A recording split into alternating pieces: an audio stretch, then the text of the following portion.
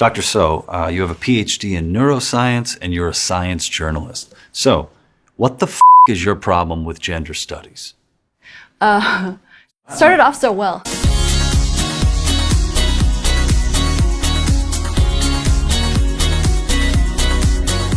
I mean, the biggest thing I would say is that their ideas are based in theory, not in any sort of empirical facts, and that they denigrate science because they claim that their theories should trump the scientific research that currently exists. So what are some of those theories that you have the biggest problem with? Well, I'd say the biggest one is this idea that gender is a social construct. It definitely is not. Another thing I would say is this idea that biological sex and gender identity and sexual orientation are all disparate things, and again, they are not. They're all interlinked. Are there differences between the sexes? There definitely are, and in the brain there are biologically based differences, not due to socialization. Because when I think about it, it's like homelessness, autism, suicide, mass shootings, mansplaining. It seems like the ladies just can't compete with the boys. And that's the thing, you don't see these scholars complaining that, suicide rates aren't higher in women, or that women aren't getting longer prison sentences to be on par with men. Can you explain, I guess, the difference between biology and social constructs? Well, this idea that, say, when people say gender is a social construct, that when we're born, we're blank slates. So we don't have any innate preferences, and all the behaviors that we show are learned. So people believe this pretty much from, I guess, conception, that any differences we see between boys and girls is due to parents and teachers, which is not true. So versus biology, which is hard science and has actual, quantitative data to back it up. You've written about brain differences in men and women. Can you tell us a little bit about those? Yes, so there is a very large and long-standing body of research showing that there are differences in the brain, both in structure and function, between men and women. So the third interstitial nucleus of the anterior hypothalamus is consistently larger in men than women. We also see with white matter, so this is the connective tissue in the brain, there is a greater number of connections running from the front to the back of the brain in men. So the brain wipes front to back?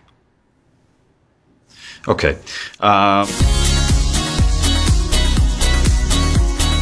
Should someone know what they're talking about when it comes to science before they teach a subject that makes claims about a field of science?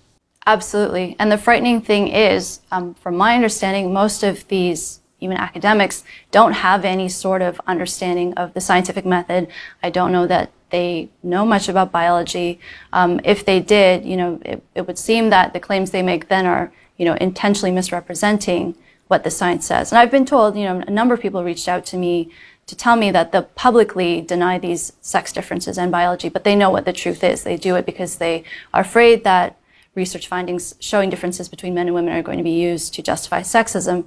So I definitely think if you want to have any sort of valuable input on this topic, you need to read these studies. You can't just go based on what you hear, what people tell you. And I also think it's, extremely naive for some people, they wave their hand and say, well, it's just pseudoscience. Well, how can you say that if you haven't actually read the studies yourself?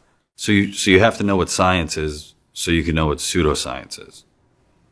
I would say so, yeah. Let's talk about what you describe as politicizing the science around biological sex differences. So what do you gain by politicizing it? I think people who do this think that it's something honorable and that they are helping to move women forward and get equal rights for us. I mean, I feel like we pretty much have gender equality already, but they feel that it's helping to promote further equality. And I think this is ridiculous. It doesn't actually deal with sexism. It doesn't challenge the underlying beliefs. If on the surface men and women are quote unquote identical, that doesn't change underlying ideas about women being inferior. Where is toxic masculinity located? Toxic masculinity is one of these interesting terms that I feel really just pathologizes masculinity and also pathologizes healthy male sexuality. I think it's really unfortunate that, male typical traits and behaviors are seen as so threatening or so offensive nowadays. I don't know why that is. I don't find that helpful. I don't find that term helpful either. So I know that you've been accused of internalized misogyny. All the time. Do you agree with that? Have you internalized misogyny?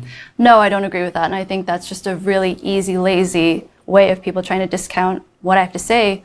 Another thing that people often will say is, you know, her PhD must be outdated or something like that.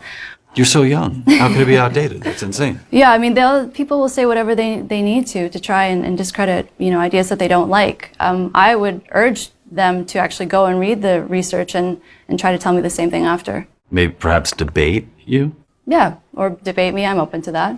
Hell yeah. Thanks for watching, guys. Be sure to like our page, We the Internet TV, for new videos every week, and follow Dr. So at Dr. Deborah So on Twitter. Be nice.